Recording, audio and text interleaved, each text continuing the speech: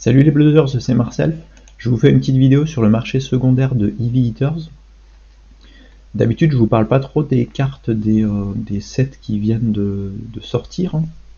D'habitude, j'attends un moment, j'attends plusieurs mois, le temps que le marché se stabilise, le temps qu'il y ait eu assez d'offres pour faire baisser la valeur des cartes. En général, sur Flesh and Blood, il faut attendre plusieurs mois. Surtout sur les derniers sets, il y avait des cartes qui n'étaient pas beaucoup demandées. Donc dans ces cas-là, quand une carte n'est pas hyper demandée, le mieux c'est d'attendre qu'elle arrive le plus bas possible. L'intérêt de s'intéresser à la cote des cartes, c'est d'essayer de trouver le moment où les cartes sont le moins chères pour pouvoir choper les cartes à moindre coût. Et donc dans les derniers sets, fallait attendre longtemps avant qu'une carte atteigne son point bas et puis remonte parce qu'il y a tout d'un coup un nouveau héros qui sort et qui va tout d'un coup la rendre meilleure ou la rendre meilleure dans la méta. Ce qui est en train de se passer sur Heavy Hitters, c'est pas du tout ça. On voit qu'il y a eu un gros changement là, un gros changement de braquet là de la part de LSS, parce que dans Heavy Hitters, ils nous ont mis des cartes costauds, des cartes fortes pour les classes historiques du jeu. Et donc ce qui est en train de se passer sur Heavy Hitters, c'est que le point bas de la cote des cartes, de certaines cartes, visiblement a déjà été atteint. C'est-à-dire que il y a tellement peu d'offres, il y a tellement plus de demandes que d'offres, que finalement faut pas attendre longtemps avant de choper les cartes, parce que là il y en a déjà plusieurs qui sont déjà remontées.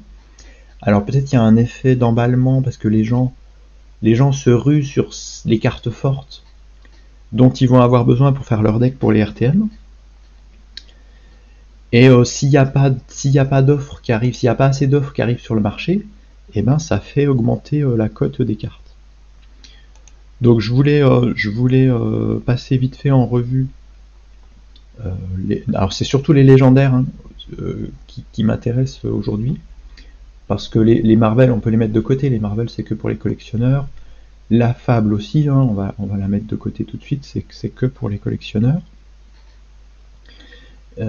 Mais par contre, vous avez besoin si vous voulez vous faire des decks compétitifs pour les RTN et puis pas que pour les RTN, pour les armories, après les RTN on va avoir une saison de ProQuest aussi qui va arriver.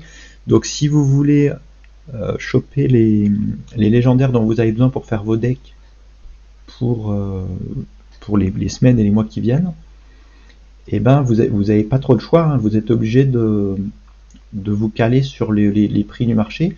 Si on prend par exemple Balance of Justice, donc je vais peut-être pas parler de la Cold Foil, parce que la Cold Foil c'est plutôt le truc pour les collectionneurs.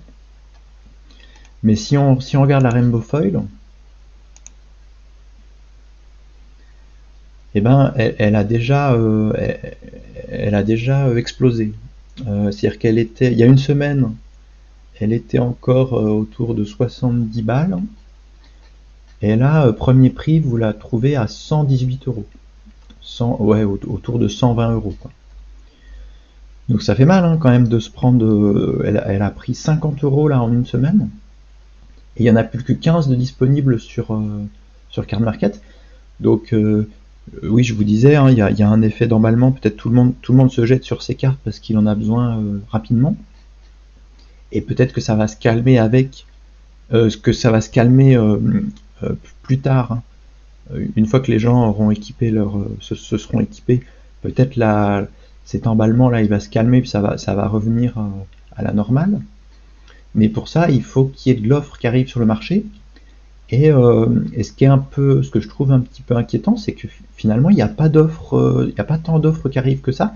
Il n'y a pas beaucoup de boutiques qui mettent leur stock sur Card Market. Alors peut-être que les quelques boutiques qui avaient mis leur stock de singles, elles se sont fait dévaliser, mais là il n'y a plus rien. Sur Balance of Justice, En principe, sur Card Market, vous avez pas mal de boutiques qui couvrent beaucoup de displays, et ça permet de mettre pas mal d'offres sur le marché, et puis ça vient faire diminuer la cote des cartes.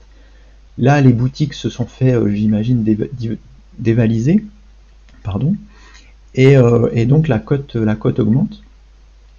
Donc si vous voulez, si vous n'avez pas chopé votre Balance of Justice, bah tardez pas, parce que s'il n'y a pas plus d'offres qui arrivent sur le marché, et si vous en avez besoin pour jouer, pour faire vos decks, et s'il y a beaucoup de demandes et puis pas plus d'offres, ça va encore augmenter la cote.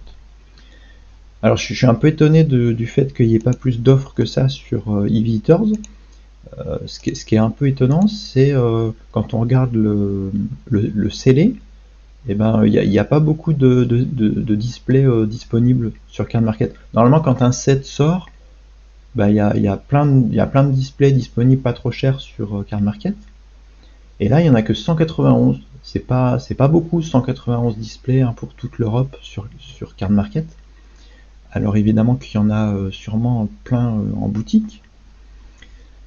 Mais peut-être aussi que LSS a réduit ses print runs, Vous savez que depuis que c'est Fab 2.0, LSS il procède par vague. C'est-à-dire qu'il vous distribue une vague de produits, et si ça se vend bien, ils refont une deuxième vague. Donc là, la première vague de EV Eaters, elle a l'air d'être très faible. Alors LSS ils sont doués aussi pour s'adapter au marché, pour pas trop depuis Fab 2.0, je trouve qu'ils arrivent à bien calibrer leur vague, leur offre par rapport aux besoins du marché. Et donc peut-être que EV Eaters, malgré la popularité du set, le set il est trop bien. Les cartes sont fortes, en limité c'est trop bon à jouer. Mais malgré ça, peut-être que la première vague de EV Eaters elle est faible. Alors difficile de savoir maintenant s'il y aura d'autres vagues qui vont arriver, mais en tout cas puis la volonté de LSS c'est peut-être aussi de vouloir maintenir un marché secondaire fort pour que ce soit intéressant d'acheter des displays. La volonté de LSS c'est pas d'inonder le marché pour qu'on se retrouve dans une situation où plus rien, où les cartes ne valent plus rien, puis les displays ne valent plus rien. Mais tout ça, ça renforce l'idée que peut-être il ne faut pas trop tarder pour prendre les légendaires dont vous avez besoin pour faire vos decks, parce qu'il n'y a pas assez d'offres sur le marché visiblement. Enfin, en tout cas, il y a plus de demandes que d'offres.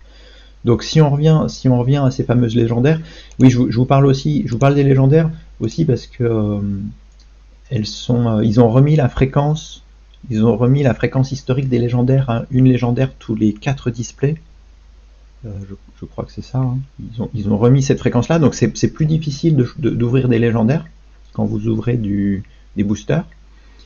Et du coup, c'est d'autant plus intéressant de les prendre à l'unité.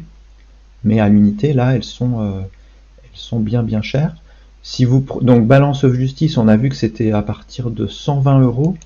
Apex Bonebreaker, qui est aussi une super légendaire du set qu'il vous faut si vous voulez jouer brut. Si vous voulez jouer Kaio, si vous jouez Kaio, Rinard ou Levia, il vous faut votre Apex. Et donc là, c'est pareil, c'est comme Balance of Justice, on a déjà passé le point bas. Le point bas, on était autour de 70 balles. Et là, le premier prix est à 82. Donc peut-être alors 80 balles pour une légendaire Rainbow Foil de classe, ça fait cher. On n'a pas été habitué à ça sur les précédents sets, mais cette carte est vraiment puissante. Et donc peut-être que c'est pas si déconnant de la prendre à 80 balles. Surtout s'il n'y a pas plus d'offres qui arrivent sur le marché. Il n'y en a que 22 sur Card Market, c'est vraiment pas énorme. Donc encore une fois, pas beaucoup d'offres sur Card Market et des cartes puissantes dont vous aurez besoin pour faire vos decks. Donc peut-être que c'est déjà le bon moment de les choper. Grains of Bloodspill, Alors Grains of Bloodfield, il y en a un peu plus, il y en a 38 en Rainbow.